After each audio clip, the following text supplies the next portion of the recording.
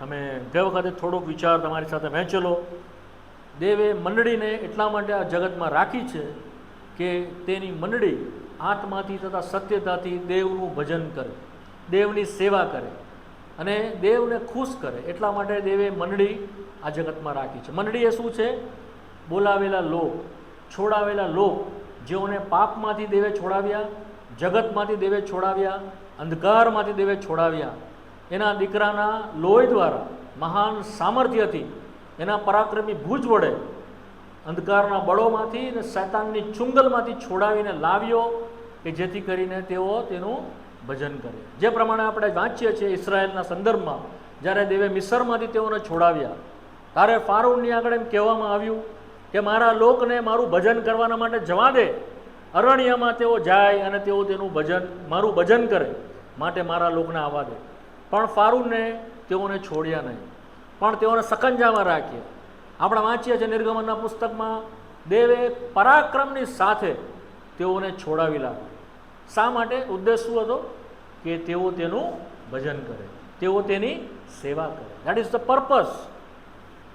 છોડાવવાનો ઉદ્દેશ શું છે? કે આપણે તેની સેવા કરીએ, તેઓનું ભજન કરીએ. પરંતુ આપણે જોઈએ છે એનું ભજન કરવાના માટે એની ઓળખાણ જરૂર પડે છે, એનું ભજન કરવાના માટે શુદ્ધતા જરૂર પડે છે, એની સેવા કરવાના માટે પવિત્રતા અને એનું ધોરણની જરૂર પડે છે. કારણ કે તે પવિત્રતામાં મહિમાવાન, સ્તોત્રમાં ભયયોગ્ય છે. આપણે તેની સેવા કરી શકતા નથી એમને, આપણે તેનું ભજન કરી શકતા નથી એમને. માટે દેવે પ્રબંધ કર્યો છે અલગતામાં લાવી. મિસરમાં અહીંયા ભજન કરો એવું ફારૂન કહેતો હતો. શું કહેતો હતો? તમે અહીંયા જ ભજન કરો, અહીંયા ઘેટા છે, બકરા છે, બધા અહીંયા તમે કરો ને, તમને કોણે રોકેલા છે? પ્રભુએ શું કહ્યું? મારા લોકને જવા દે. તેઓ અલગતામાં આવીને, સેપરેશનમાં આવીને, છુટકારો પામીને મારું ભજન કરશે. તો જગતમાં રહીને ભજન થતું નથી. આપણને પ્રભુ મંડળીમાં લાવ્યો છે. મંડળી એ શું છે? અલગ કરાયેલા લોક. બરાબર તમારા મનમાં ઉતરી જાઓ, મંડળી એ જગતમાં મોજ મજા કરવા માટેનું કોઈ મંડળ નથી. મંડળી એ કોઈ બધા પ્રોગ્રામો કરવાનું સ્થાન નથી. મંડળી એ મને ગમે, તમને ગમે માટે આપણે બધું એ એકબીજાને ખુશ કરવાની જગ્યા નથી.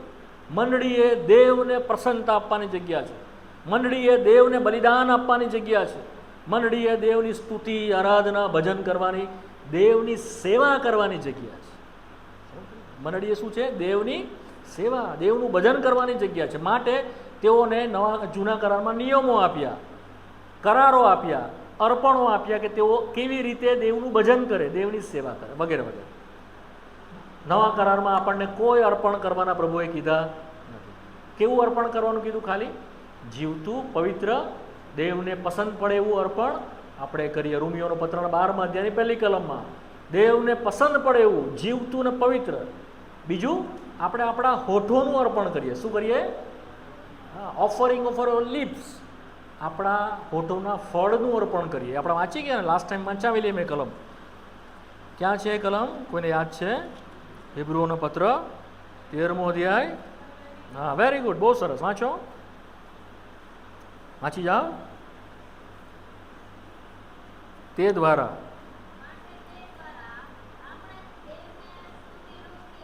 હા, સ્તુતિ રૂપી યજ્ઞ, હા હા, તેનું નામ કબૂલ કર, એક્સેપ્ટ. અને તેનું શું કરીએ? પોતાનો ફળનું અર્પણ નિત્ય, day by day, moment by moment. આપણી પાસે બીજું કોઈ સેવા માંગતો નથી. ફર્સ્ટ ઓફ ઓલ, સૌથી પહેલાં આપણે આપણા મોંનું, હોઠનું, શબ્દો દ્વારા તેનું, જે તમે ખેતરમાં જાઓ છો ને, એમાં ફળ ઉગે છે ને, ફળ, હા ને, આંબાની ઉપર કેરી ઉગે, ચીકુની ઉપર ચીકુ ઉગે, અને જેવી ફળ તમે જુઓ છો ઝાડ પરથી ફળ ઉગે, શું છે? ફ્રૂટ્સ છે. એવી રીતે આ શું છે? આપણા હોઠોનું ફળ. એ કોના માટે છે? દેવના માટે. આપણા હોઠો માટે મેં તમને શરૂઆતમાં કલમ વંચાવી, ગીતશાસ્ત્ર 40માં 9મી અને 10મી કલમ. હું મહામંડળીમાં તારા ન્યાયપણા વિશે ગાઈશ, મોટેથી ગાઈશ. મારા હોઠો તારી સ્તુતિ કરશે. હું તારું ન્યાયપણું મારા હૃદયની અંદર સંતાડીશ.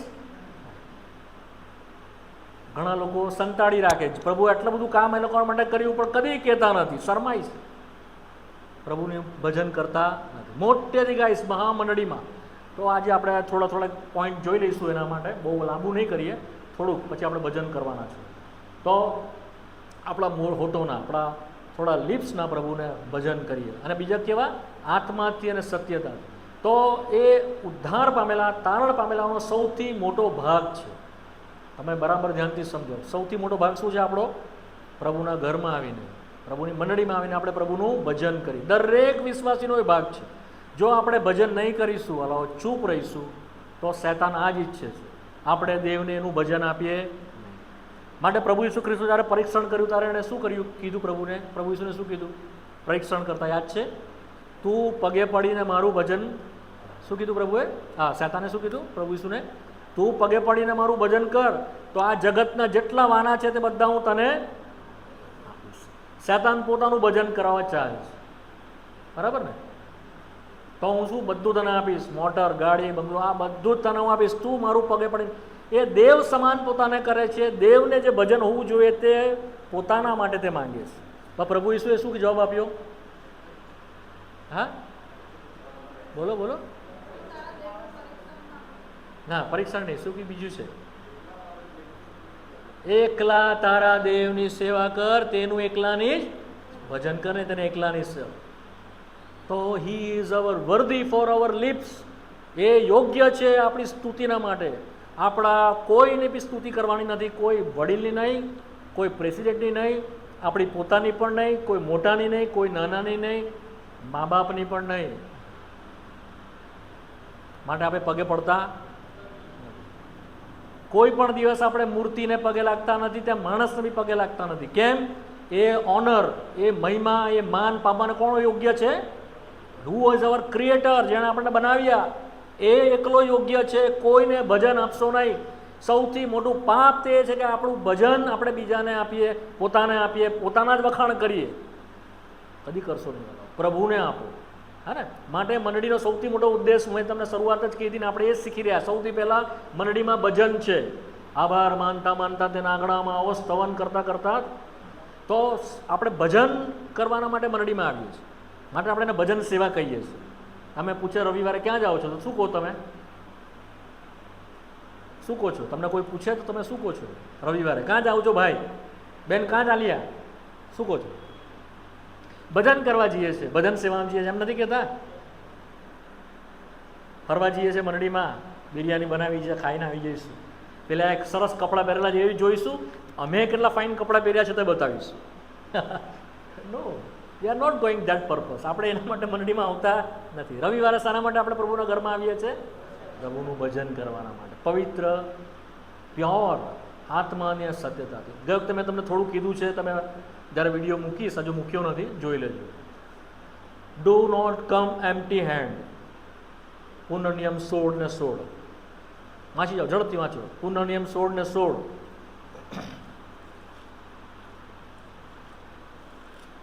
વાંચો વાંચો, ઝડપથી વાંચો. સમય મારો, એક જણ વાંચો તો મારો સમય બચશે.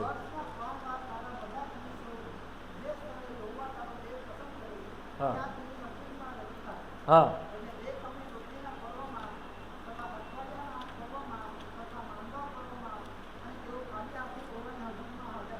હા, કોઈ પણ ખાલી હાથે યહોવાના, ડોન્ટ કમ એમ્પ્ટી હેન્ડ, એટલે ખાલી હાથે પ્રભુની પાસે આવવું નહીં. પ્રભુ નથી ચાહતો વાલો. આટલું બધું ઉપકાર કર્યા પછી પણ આપણે આવીએ ખાલી, આવીએ ને ખાલી ચાલી આવીએ. ફિલ વિથ જોય, હૃદય આભારી અંતઃકરણથી ભરાયેલું હોવું છે, ગ્રેટિટ્યુડ વાળું, આનંદની સાથે. આપણા ફેસ પરથી ખબર પડવી જોઈએ, આપણા મોં પરથી.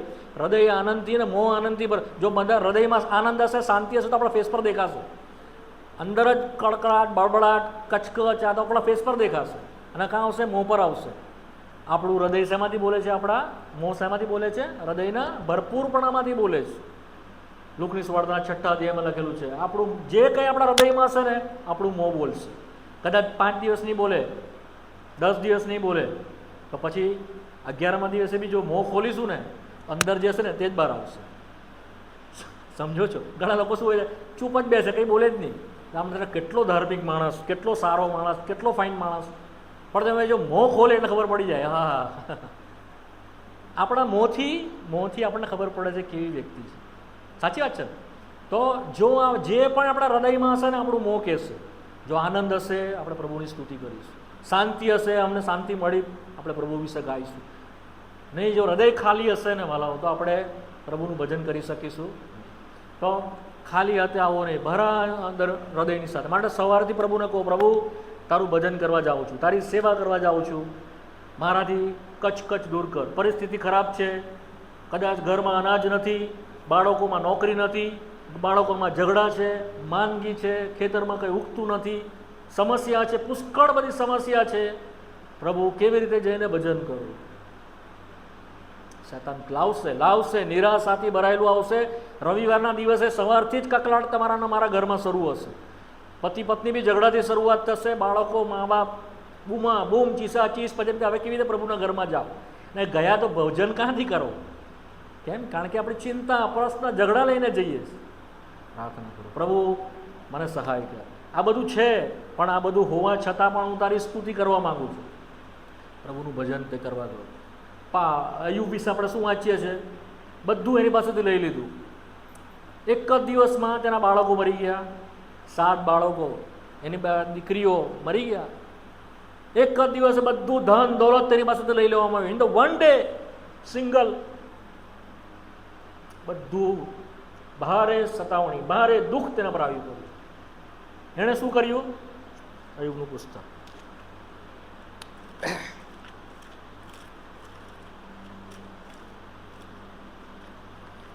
અયુબનું પુસ્તક, પહેલો અધ્યાય, પહેલો અધ્યાય 20મી કલમ. અયુબ 1, 20 અને 21મી કલમ. વાંચો, ઝડપથી વાંચો. હા હા, માથું મુંડાવ્યું, ભૂમિ પર પડીને સ્તુતિ કરતા કહ્યું. હા હા હા હા, યહોવાએ આપ્યું, યહોવાએ લઈ લીધું. યહોવાના નામને, what a man of God, કેવો ઈશ્વર ભક્ત, કેવો પ્રભુનો માણસ. આની પાસે આપણે શીખીએ છીએ. એની સ્ત્રીએ કહ્યું, ક્યાં સુધી તું તારા ધાર્મિકપણાને વળગી રહેશે? ક્યાં સુધી તું યહોવાની સેવા કર્યા કરશે? તારું બધું લઈ લેવામાં આવ્યું, તારા શરીરને પણ, તારા આટલા બધા. પ્રભુ એણે અયુબે શું જવાબ આપ્યો? જો એના પછી જ છે, બીજો અધ્યાય 9મી કલમ, 9મી અને 10મી કલમ. તેની સ્ત્રીએ કહ્યું, એણે હા હા, દેવને સાપ દે ને મરી જા. હા હા હા, ખાલી સુખ સ્વીકારીએ અને દુઃખ નહીં. હા, જ્યારે પુષ્કળ પ્રભુ એને આશીષ આપેલો હતો, ધનાઢ્ય પુરુષ હતો. તો તમે પહેલા અધ્યાયમાં વાંચશો ને તો તમે લખેલું છે એ કેટલો બધો ધનવાન હતો. આ અયુબ જે છે, ઇબ્રાહિમ પણ પહેલાંનો છે. અયુબ સૌથી જૂનો અયુબ છે, ઇબ્રાહિમથી પણ પહેલાંનો. જો ત્રીજી કલમમાં કહે છે 7,000 ઘેંટા, 3,000 ઊંટ, 500 જોડ બળદ, 500 ગધેડી અને પુષ્કળ રાજ રચેલું તેની સંપત્તિ હતી. અને તે પૂર્વના લોકોમાં સૌથી. શું તેની સ્ત્રી ભાગીદાર નહોતી? આ દુઃખ, ધન સંપત્તિની, સુખ સુવિધાની એની સ્ત્રી ભાગીદાર નહોતી? હતી ને. કેમ એની સ્ત્રી વળગી નહીં રહી? કેમ અયુબ વળગી રહ્યો? કેમ એની સ્ત્રી બેક જતી રહી? સો અન્ડરસ્ટેન્ડ, કૃપા કરી સમજો વાલા. જ્યાં સુધી તમારું મન એના ઉપર નહીં આવે અથવા તેને તમે નહીં ઓળખો, આપણે ભજનની જગ્યાએ એને શ્રાપ આપીશું, સેવાની જગ્યાએ આપણે તેને તુચ્છકાર કરીશું, અને તેને છોડીને જ્યારે સારા દિવસ હશે આપણે ભજન કરીશું. પણ જેવા દિવસો બદલાશે, દિવસો ખરાબ આવશે, મુશ્કેલીઓ આવશે, અને આવશે જ. પ્રભુ પારખશે વાલાઓ. હું તમને એનાથી કહું છું. હા, હબાકૂકનું પુસ્તક, 3જો અધ્યાય 17મી કલમ, 809 પાના પર, જૂના કરારમાં. તમારી પાસે જો બાઇબલ છે તો કૃપા કરી કાઢીને વાંચો. હબાકૂકનું પુસ્તક, 3જો અધ્યાય ને 17મી કલમ. આપણે સાથે મળીને વાંચીએ. જો કે અંજીરીને મોર ન આવે, દ્રાક્ષાવાલાને દ્રાક્ષા ન લાગે, જૈતુનને પદાશ ન થાય, ખેતરોમાં કંઈ અન્ન પાકે નહીં, વાડામાંથી ઘેટા બકરા નાશ પામે, કે કોળમાં કંઈ ઢોર ડાક રહે નહીં, તો પણ હું યહોવામાં હર્ષ પામીશ. તે મારા મોક્ષદાતા દેવમાં કંઈ પણ નહીં આવે, મોર નહીં થાય, અંજીરીને દ્રાક્ષવાળીને દ્રાક્ષ ન લાગે, જૈતુનને પેદાશ ન થાય, અન્ન નહીં આવે, ઘેટા બકરા નાશ પામે, ઢોર ડાક રહે નહીં, તો પણ મારા દેવમાં હર્ષ પામીશ. એટલે બહુ બધી કલમો છે આ સંદર્ભમાં, પણ અત્યારે હું નથી આપતો. Don't come empty. મારો આ સવારે તમને આ સાંજે કહેવા માંગુ, ખાલી હાથે આવો નહીં. જો કે દુઃખ હોય તો પણ આવીને તેની સ્તુતિ કરો, તમારું બદલાઈ જશે. જેઓ તેની સ્તુતિ કરે છે વાલાઓ, પરિસ્થિતિ બદલાઈ જાય છે. રેફરન્સ છે પણ સમય બચાવ હું આપતો નથી, જોઈ લો, નહીં તો તમને એમ થશે કે રેફરન્સ કેમ નહીં આપી. બીજા કાળ વૃત્તાંત 20મો અધ્યાય એક રેફરન્સ વંચાવો. જો તમે ભજન કરશો વાલાઓ, શૈતાન હારશે, શત્રુ હારશે, શૈતાન પાછળ પડશે. બીજું કાળ વૃત્તાંત 20મો અધ્યાય, બીજું કાળ વૃત્તાંત 20મો અધ્યાય 22મી કલમ, 21 અને 22મી કલમ. હા,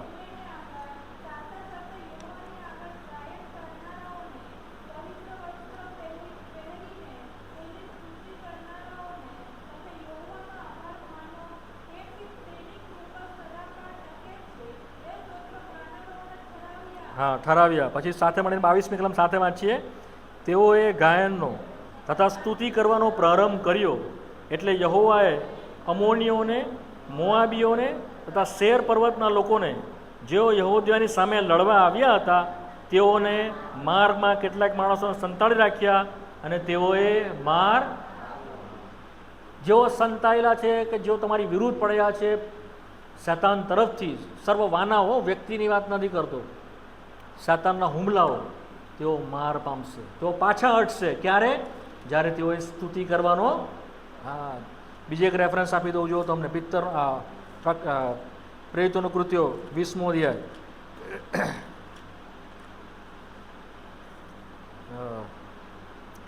16મો અધ્યાય 24 ને 25મી કલમ. હા, 23મી બી વાંચો, 23મી વાંચો પહેલાં. તેઓએ તેમને એટલે પિત્તરને હા ઘણા ફટકા માર્યા. હા, પાઉલ ને સિલાસને, માફ કરજો, પાઉલ અને સિલાસને. હા હા હા 24મી કલમ. હા ના 25મી કલમ સાથે મળીને 25મી વાંચીએ. મધરાતને સુમારે પાઉલ તથા સિલાસ પ્રાર્થના કરતા હતા તથા દેવના સ્તોત્ર ગાતા હતા, અને બંદીવાનો તેઓનું સાંભળતા હતા. 26મી કલમ. ત્યારે એકાએક એવો મોટો ધરતીકંપ થયો કે બંદીખાનાના પાયા હાલી ગયા, બધા બારણા ઉડી ગયા, સર્વ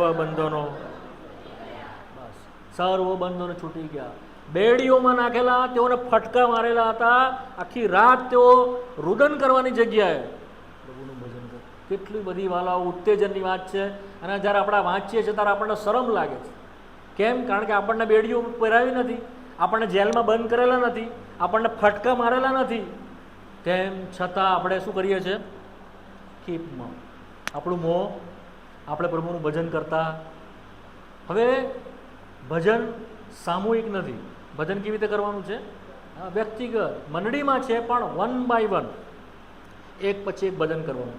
કેમ એવું તમને કહું છું? કેમ સાથે ભજન નથી? ઘણી જગ્યાએ આ કહેવામાં આવે છે, પણ અમને પ્રભુએ આ શીખવાડ્યું, તે અમે તમારી સાથે વહેંચીએ છીએ. પહેલાં હું તમને થોડી કલમ વંચાવી જાઉં. મેં તમને જે ગીતશાસ્ત્રમાં વંચાવી એ કલમ ફરી વાંચીએ.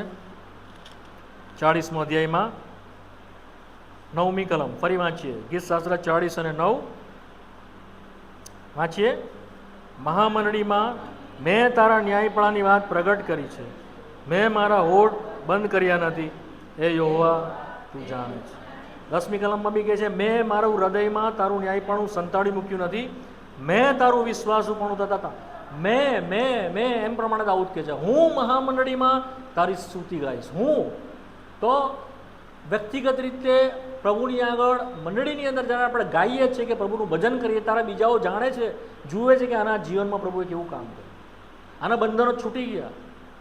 માટે વ્યક્તિગત ભજન મંડળીની અંદર છે. કેટલાક કહે છે કે નહીં, કલેક્ટિવ જ કરવું જોઈએ, સાથે મળીને કરવું જોઈએ. ઓકે, મારો તેઓનો પ્રશ્ન છે કે જ્યારે તમે પ્રાર્થના મિટિંગમાં જાઓ છો ત્યારે પ્રાર્થના કેવી રીતે કરો છો? સાથે પ્રાર્થના કરો છો કે એક પછી એક કરો છો? એક પછી એક કરીએ ને. વ્યક્તિગત પ્રાર્થના છે તેવી જ રીતે ભજન પણ વ્યક્તિગત છે. ત્રીજું, જ્યારે લેવીઓના સમયની અંદર ત્યારે અર્પણ તેઓ કરતા હતા, ત્યારે શું કરતા હતા? તેઓ વારાફરતી અર્પણ કરતા હતા. કેવું કરતા હતા અર્પણ? હા, વારાફરતી, ઉતાવળથી નહીં કે બધા ક્રમ છે તમે વાંચી જજો, પણ સમય નથી બધા હું તમને હમણાં કહેવાનો. એક રેફરન્સ તમને આપું, લુકની સુવાર્તા અને બીજો અધ્યાય, હા પહેલો અધ્યાય 8મી કલમ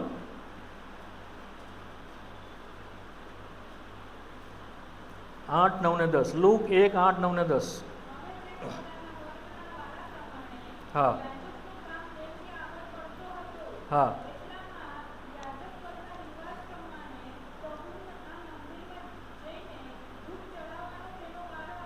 હા, બસ બસ બસ, તેનો વારો, જ્યારે તેનો વારો આવ્યો ત્યારે તે ગયો. એના વર્ગના પ્રમાણે યાજકનું કામ તે પ્રભુની આગળ કરતો. તો આપણો પ્રભુ શું છે? ડિસિપ્લિનનો પ્રભુ જવાલો, વ્યવસ્થાનો પ્રભુ છે. ગમે તેમ આપણે બૂમો પાડીને આમ જેમ કરીએ, પ્રભુની બિલકુલ ઈચ્છા નથી. જો બીજું એક રેફરન્સ તમને બતાવું, 1 કોરિન્થીના 14મા અધ્યાયમાં છે. 1 કોરિન્થીના 14મા અધ્યાયમાં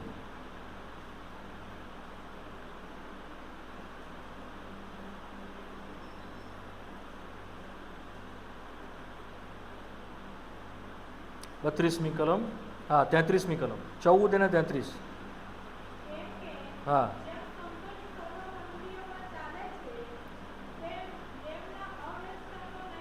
હા હા, આપણો દેવ અવ્યવસ્થાનો દેવ. બધા આમ તેમ નો, ક્રમમાં વ્યવસ્થિત રીતે સિસ્ટમેટિકલી આપણે પ્રભુનું ભજન કરવું જોઈએ. આપણો પ્રભુ કેવો છે? વ્યવસ્થાનો પ્રભુ. એણે દરેક વસ્તુ વ્યવસ્થિત રીતે મૂકેલી છે. તમે વાંચશો ને તો તમે જૂના કરારમાં દરેક બાબતનું તેણે કીધું, આ પ્રમાણે કરો, આ પ્રમાણે નહીં કરો, આટલું જ આપો, આટલું નહીં આપો, બધાના માપ આપ્યા, બધાના પ્રમાણ આપ્યા. તમે જો રોટલી બનાવો તો કેવી રીતે બનાવો, કેટલો મેદો લો, એક એક વસ્તુનું ડિસિપ્લિનમાં પ્રભુએ બાપ આપ્યું છે. વાલો, લાકડું લેવાનું તો કેવું લેવાનું, બાવળનું લાકડું લેવાનું તો કેવું કેટલું લેવાનું, એનો આકાર કેવી રીતે બનાવવાનો, એનું માપ આપ્યું. 2 હાથ આમ, 2.5 હાથ આમ, ઉપર દરેક વસ્તુના પ્રભુએ.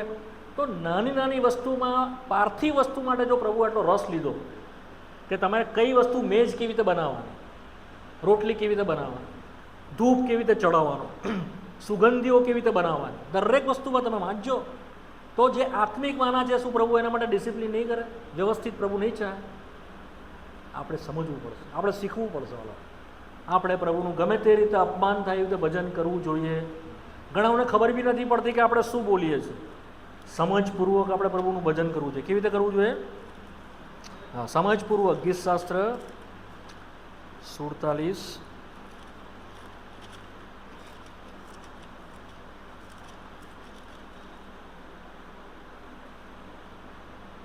અને તેની 7મી કલમ.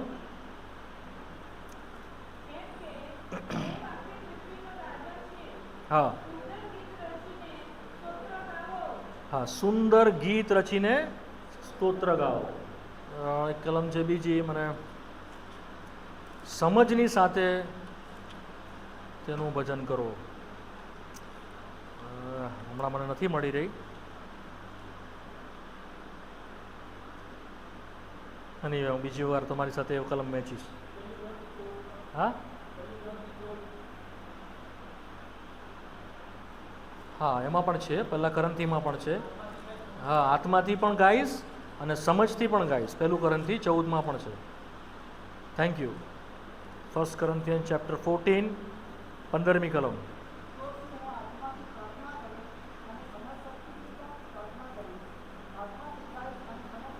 હા, આત્માથી ગાઈશ. અને ઘણા લોકો આત્માથી કે અમે તો આત્માથી ગાઈએ છીએ, પણ તમે જુઓ ને તો ગાઢપણ જેવું લાગે. ઘણી વાર લોકો એમ કહે છે કે તમારામાં અમારામાં શું ફરક, અમને જેમ માતા આવે છે તેમ તમારામાં આવે છે, અમારા જરા ભૂવા ધૂણે છે એવી રીતે તમારામાં ધૂણે છે. દેવની મસ્કરી કરાય નહીં વાલાઓ. Be careful.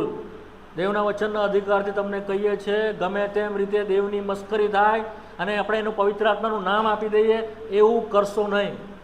દેવનો આત્મા એ તમને કંટ્રોલ કરે છે અને તમારી પાસેથી એવી રીતે સ્તુતિને ભજન કરાવે છે કે જે એને યોગ્ય છે, એને મહિમા મળે એવી રીતે, એનું અપમાન થાય એવી રીતે તેવનો આત્મા તમારા મોંમાંથી ગમે તેમ નહીં કઢાવે વાળાઓ, નહીં.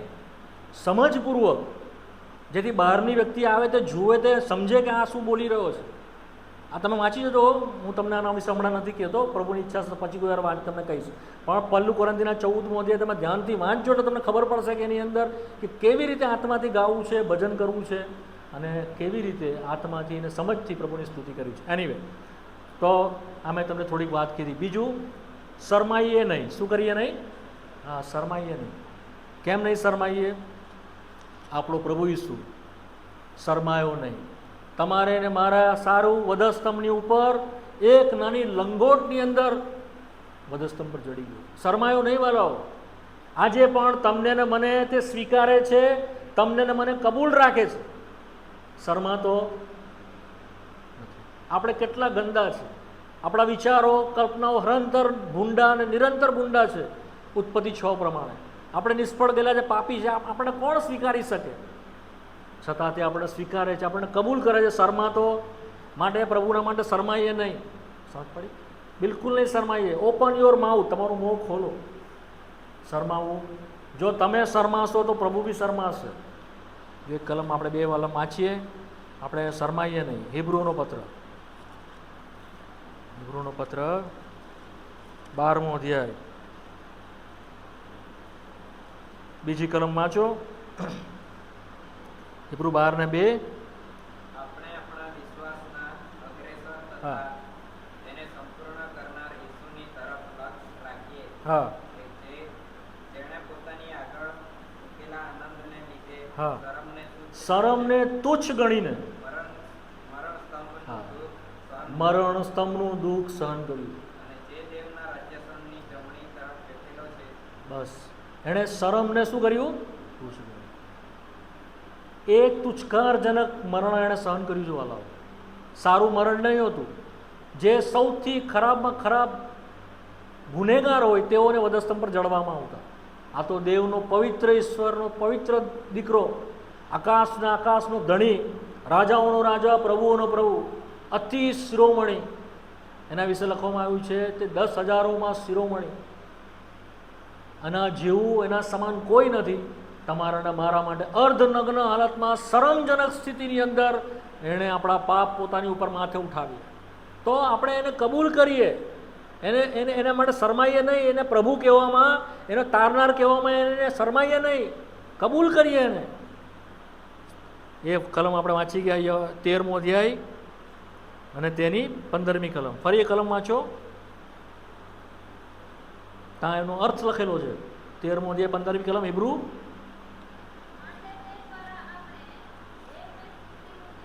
હા, તેનું નામ કબૂલ કરનારા હોઠો. એનું નામ કબૂલ કરવું જોઈએ આપણા હોઠોથી. એવું અર્પણ કરીએ. સમજાય છે હું તમને કહું છું તો? કદી એને ડિનાય નહીં કરો, શરમાવો નહીં. એને પ્રભુ કહેતા, મહામંડળીમાં જાહેરમાં કહો, તે મારા પાપ માફ કર્યા પ્રભુ તારી સ્તુતિ થાવ, તે મને બચાવ્યો પ્રભુ તારી સ્તુતિ થાવ. બસ આટલું જ, વધારે નહીં. હા, ઓપન યોર માઉથ. હમણાં આપણે ભજન કરીશું, વધારે તો હું તમારી સાથે શેર નથી કરો, સમય આપણી પાસે નથી. ખાલી એટલું કહો, પ્રભુ તે મારા પાપ માફ કર્યા તારી સ્તુતિ થાવ. પ્રભુ તે મારા રોગોને મટાડ્યા પ્રભુ તારી સ્તુતિ થાવ. પ્રભુ તે મને અંધકારમાંથી છોડાવ્યો પ્રભુ તારી સ્તુતિ થાવ. તે મને નરકના દંડથી બચાવી લીધો પ્રભુ તારી સ્તુતિ થાવ. મારા માટે કોઈ શિક્ષા સહન કરતું નહીં, તે મારા માટે શિક્ષા સહન કરી. આટલું કહેવાનું છે. હા, તમે ચાહો તો ગીતનું કોઈ શ્લોક પણ, પ્રાર્થનાનું ગીત નહીં, ભજનનું ગીત, એક જ શ્લોક, એવી નાનો. આપણે વારાફરતી ભજન કરીશું, બરાબર? એક ભાઈ, એક બેન 15 મિનિટ આપણે ભજનમાં ગાવાના છે. તેણે આપણી આંખોને ખોલી વાલાઓ. શું કરી તેણે આપણી આંખોને? મારે એકચ્યુઅલી એની પર વચન આપવું હતું તો મારાથી અપાયું નહીં. માર્કની સુવાર્તામાં જોઈ લો, એ 2-4 પોઈન્ટ છે, તો પછી ભજનનો વધારે સમય મળશે નહીં. પણ તમારી આગળ ખાલી આપણે રેફરન્સ વાંચી જઈએ. પ્રભુની ઈચ્છા છે તો બીજી કોઈ વાર જોઈશું. માર્કની સુવાર્તા 8મો અધ્યાય 22 થી 26 કલમ વાંચીએ સાથે મળીને. માર્કની સુવાર્તા 8મો અધ્યાય 22 થી 26 કલમ સાથે મળીને વાંચીએ. અને તે બેથસેદા આવે છે. તેઓ તેની પાસે એક આંધળાને લાવે છે અને અડકવા સારું તેઓ તેને વિનંતી કરે છે. 23મી કલમ. આંધળાનો હાથ પકડીને તે તેને ગામની બહાર લઈ ગયો. તેની આંખમાં થૂકીને તેના પર હાથ મૂકીને તેને પૂછ્યું કે તું કંઈ જુએ છે? ઊંચું જોઈને તેણે કહ્યું કે હું માણસોને દેખું છું અને તેઓના ઝાડોના જેવા ચાલતા દેખું છું. ત્યારે તેણે ફરી તેને આંખો પર હાથ મૂક્યા અને તેણે તાકીને જોયું અને સાજો થયો અને સઘળું સ્પષ્ટ રીતે જોયું. બીજી કલમ વાંચીએ 7મો અધ્યાય અને તેની 31મી કલમથી 35મી કલમ.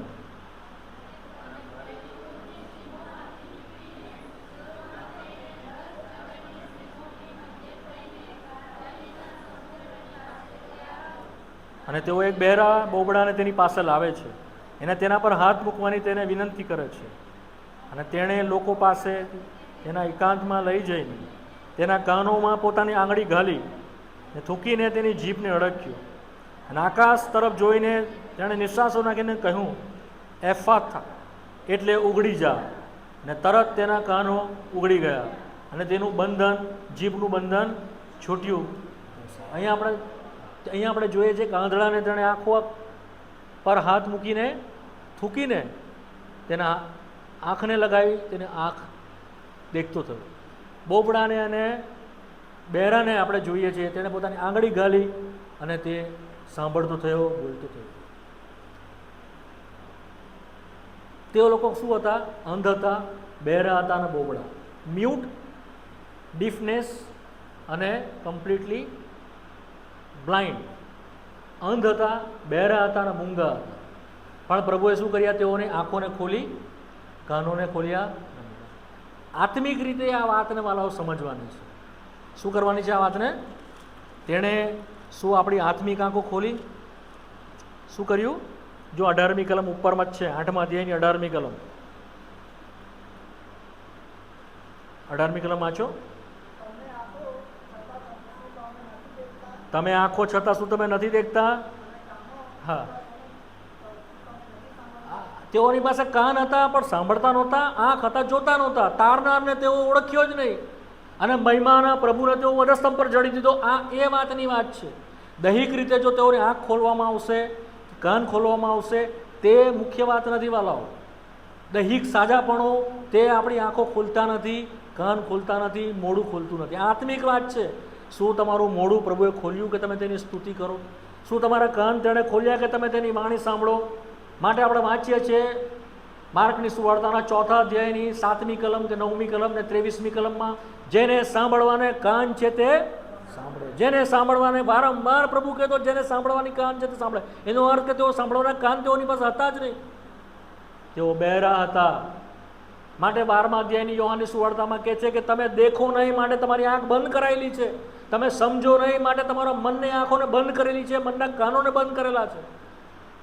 આખા જગતમાં આજે દેવને ઓળખતા નથી, આંખ બંધ છે. દેવની વાણી સાંભળતા નથી, કાન બંધ છે. દેવની સ્તુતિ કરતા નથી, મોં બંધ છે.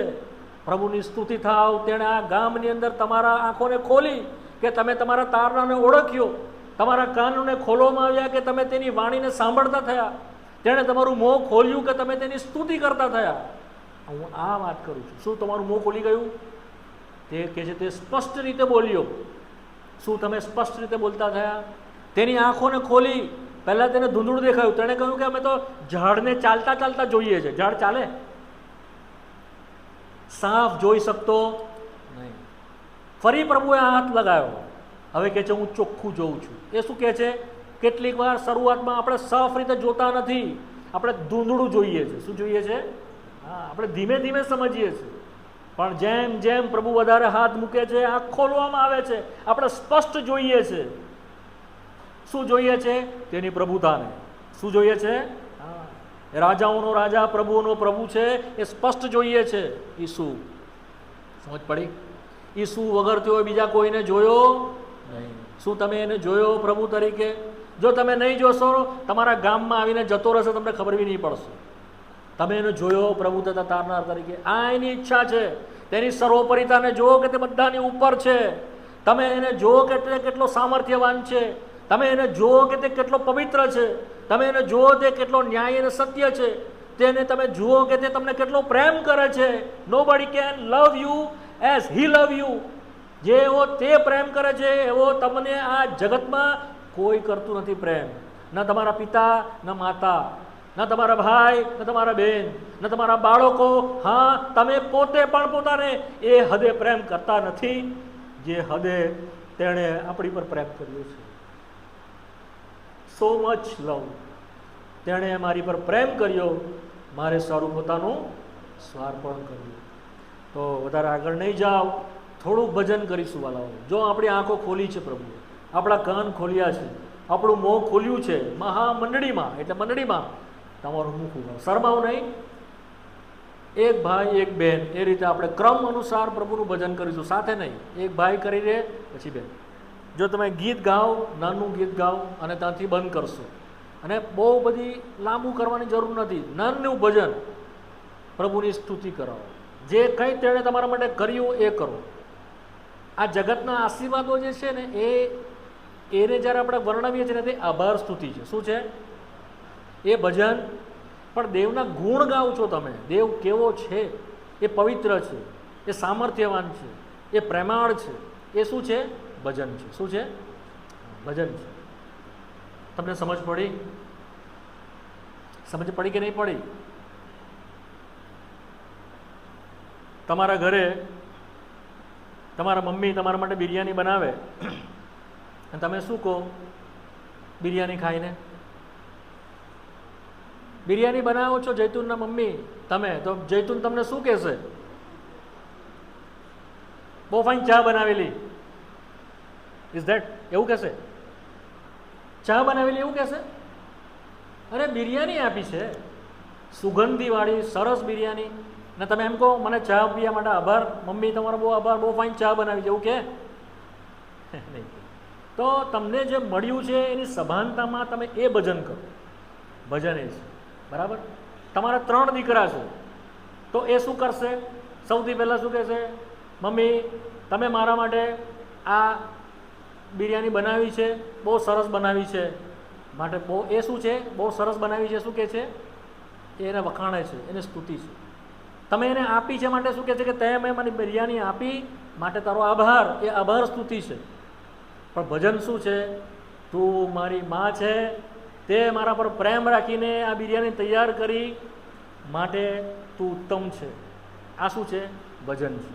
તો દેવ જે છે એને વખાણવો એ ભજન છે. દેવ જે આપે છે એને આપણે સ્તુતિ કહીએ છીએ, અને દેવથી પામીને જે આપણે કરીએ છીએ તે આભાર છે. આભાર સ્તુતિ અલગ છે, પ્રાર્થના તો અલગ જ છે, પણ એ સ્તર સુધી આપણે પહોંચીએ. કરવાના છે ભજન. શરૂ કરો. હા, શરમાવું નહીં, નાનું નાનું ભજન કરો. એક ભાઈ એક બહેન એવી રીતે કરીશું આપણે.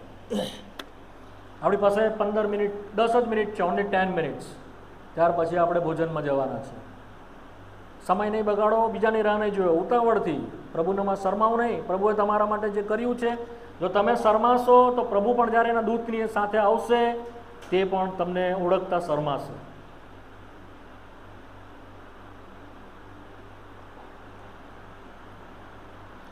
કરાવો ભજન, કરાવો ઝડપથી.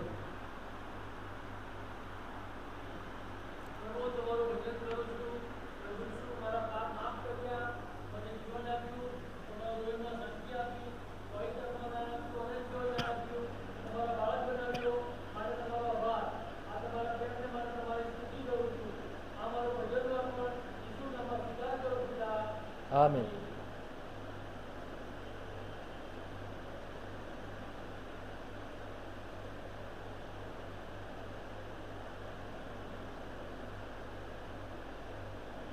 કંઈ નહીં, ભાઈ પણ કરાવી શકો છો, ભાઈ પણ કરાવો.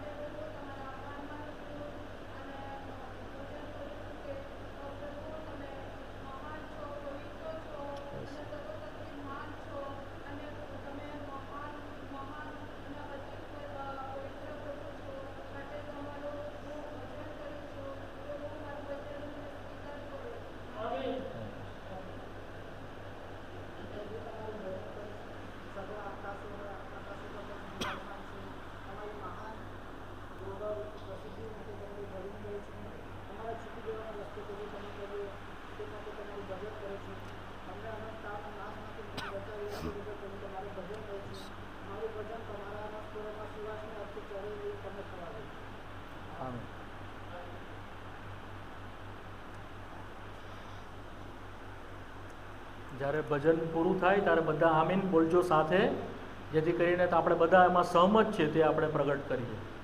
શરમાવ નહીં, બહેનોમાં કરો, ગભરાવ નહીં, શરમાવ નહીં. થોડું નાનું ભજન, પ્રભુએ જે કંઈ તમારા માટે કર્યું છે તે પ્રભુને કહો.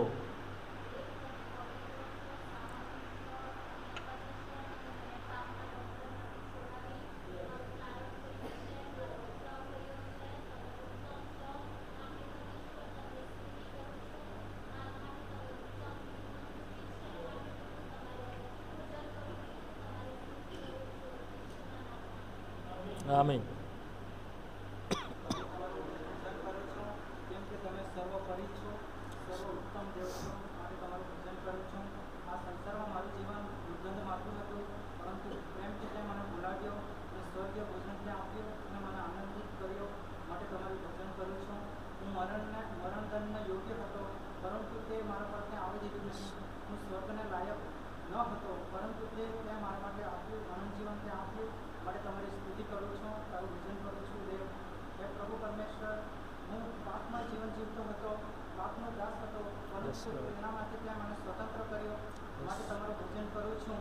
હે પરાક્રમી દેવ, તે મારા પર પ્રેમ કર્યો અને તારો દીકરો મારા માટે ત્યાં આપી દીધો, માટે તમારું ભજન કરું છું. પિતા, તું સર્વોપરી દેવ છે, તું સર્વશ્રેષ્ઠ અને 10,000માં શિરોમણી છે, માટે તમારું ભજન કરું છું. તમારું ભજન પ્રભુ ઈસુ તારા નામથી સ્વીકાર્ય થાય. આમીન.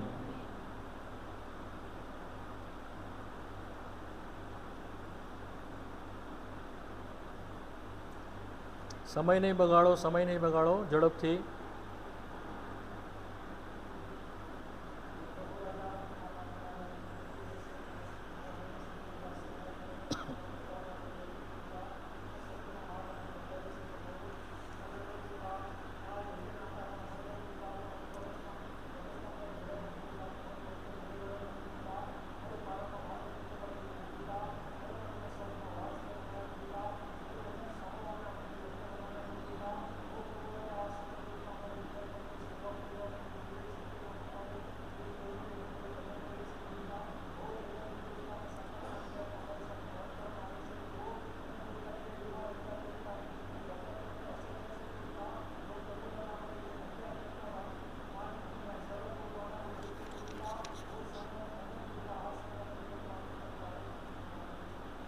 આમીન.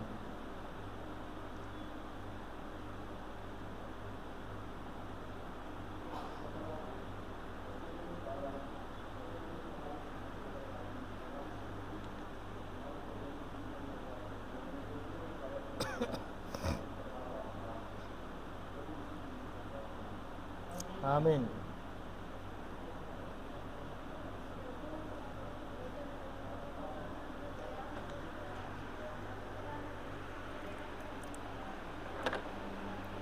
બેન કરાવે છે.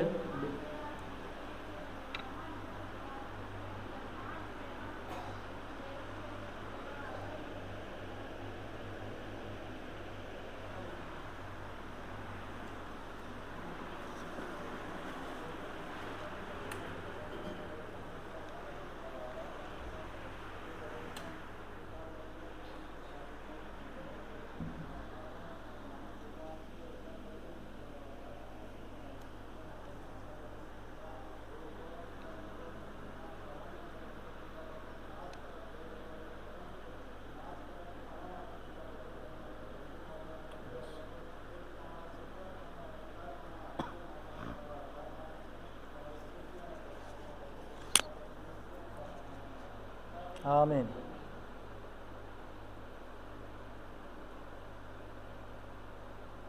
પ્રભુ ધન્યવાદ કરું છું તમારા નામને, અને પ્રભુ તે મારા જીવનને એવા અંધકારમાંથી તે મને કાઢ્યો બહાર, અને એક ઉજ્જવળ એવી જ્યોતિમય જીવન તમે પૂરું પાડ્યો છે. માટે પ્રભુ હું તમારો આભાર માનું છું.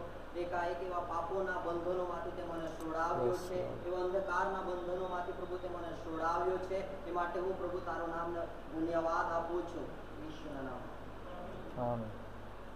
पापी में था के लिए ढूंढते बजाया यीशु ने, मेरा जीवन प्रभु यीशु है. जीना उसके लिए है। मेरा जीवन प्रभु यीशु है, मुझे जीना उसके लिए है। પ્રભુ હું ખૂબ જ પાપી હતો, પાપ તરફ જઈ રહ્યો હતો. પ્રભુ તમારી મહાન કૃપા તરફથી તમે મારા પર કરી, તમે તમારો પ્રકાશ મારા પર પાડ્યો અને તમારા પ્રકાશમાં તમે મને લાવ્યા માટે તમારી સ્તુતિ કરું છું. પ્રભુ સાચો ઉદ્ધારનો માર્ગ તમે મને બતાવ્યા માટે તમારી સ્તુતિ કરું છું. પ્રભુ ઉદ્ધાર પામ્યા પછી પ્રભુ મને ખબર નહોતી કે હું કયા કામ માટે આ જગત પર છું. પ્રભુ તમે મારો ઉદ્ધાર કરીને મને જવાબ આપ્યો કે કયા કામ માટે તમે મને બોલાવ્યો છે. પ્રભુ યર્મ્યા 1 અધ્યાય 4થી કલમથી 10મા કલમ તમે મને આપ્યું અને કહ્યું કે માના ગર્ભસ્થાનમાં ઘડ્યા પહેલાં મેં તને ઓળખ્યો હતો. એ વચન માટે તમારો સ્તુતિ કરું છું. પ્રજાઓને સારું પ્રબોધક થવા માટે મેં તમે જીવ્યો છું. એ વચન તમે મને આપ્યું અને તમે મને ખાતરી આપી માટે તમારી સ્તુતિ કરું છું. સ્તુતિના અર્પણ સ્વીકાર કરો પ્રભુ. આમેન.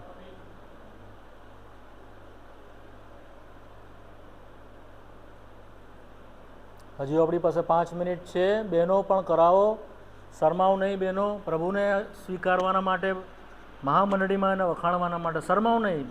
મોટા બહેનો પણ નહીં શરમાવ કે બાળકો શું કહેશે, બીજા શું કહેશે. થોડુંક પ્રભુના સ્તુતિના ચર્પણ ચડાવો. પ્રભુ ખુશ થશે, તમારા હૃદયમાં આનંદ આવશે અને તમે આનંદથી અહીંયાથી જશો.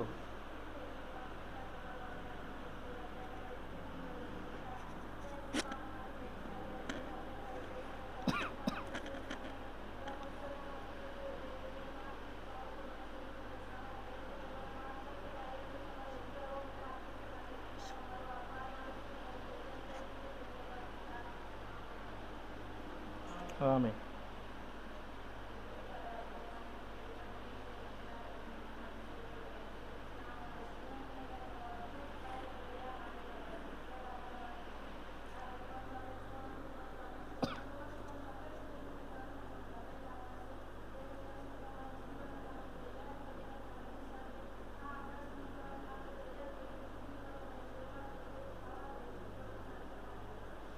આમેન.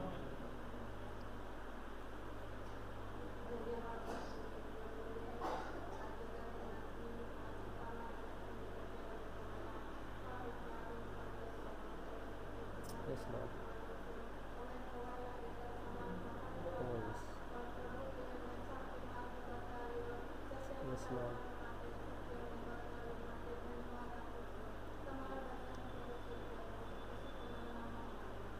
Amen.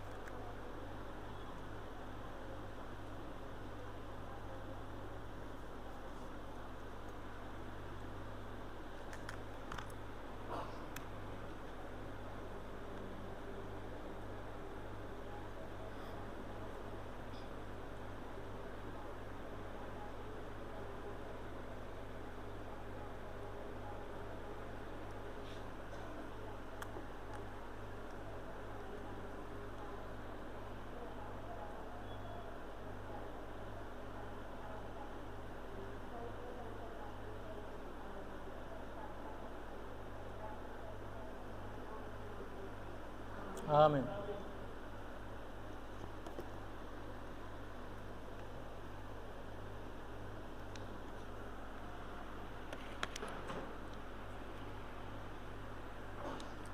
હજુ કોઈ 1 કે 2 જણા જો કરવા ચાહતા હોય તો કરો, ત્યાર પછી આપણે બંધ કરવાના છે.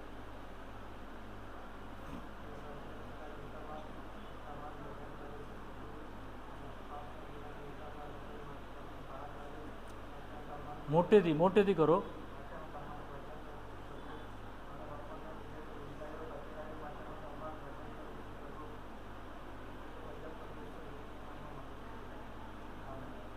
આમીન.